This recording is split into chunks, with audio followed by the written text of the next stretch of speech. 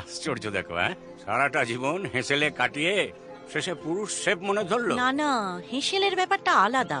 এই এত বড় একটা ইভেন্ট একজন মেয়ে মানুষ সামলাতে পারবে তো? আরে দাঁড়াও দাঁড়াও, আমি কথা বলছি তো। বাবলু বাবু, অর্ডারটা কনফার্ম, মেনুগুলো একটু লিখে ফেলুন। হ্যাঁ হ্যাঁ, এখন কদিন চাকরি পাওয়া মুশকিল, যতদিন একটা এসপার ওসপার হচ্ছে। আমাদের সিকিউরিটি মন্টু গত মাসে মাইনে পাইনি, টাকা চাইছিল আমার কাছে, দিলাম 1,200। আমার নিজেরই যে অবস্থা, বাড়িতে তো বলতে পারিনি এখনো। কি বলেছিস? ওয়ার্ক ফ্রম হোম, ভাগ্যিস এখনো অনলাইন ভার্সনটা বেরোচ্ছে।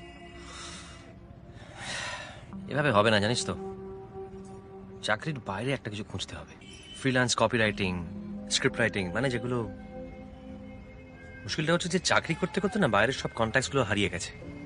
আগে ভাবতাম একটু সময় পাই অনেক লিখবো, এখন দেখ কাজ নেই, রাতে ঘুম নেই, অনেক সময় কিন্তু এক লাইন লেখা নেই। তাও তো তোর ভালো, বৌদি চাকরি করে। আমার ভাব, বউ তো হাউস ওয়াইফ। Home maker. কি? না কিছু না। শোনো, আমাদের না বিয়ে বাড়ির অর্ডারটা ফাইনাল হয়ে গেছে, পার্টি অ্যাডভান্স দিয়ে দিচ্ছে। বাহ, ভেরি গুড, কংগ্রাচুলেশনস।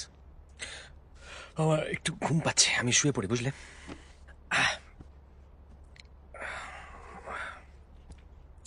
কি হয়েছে তোমার? Anything wrong? না না, নাথিং। শিওর? হ্যাঁ হ্যাঁ একদম, শুয়ে পড়ো।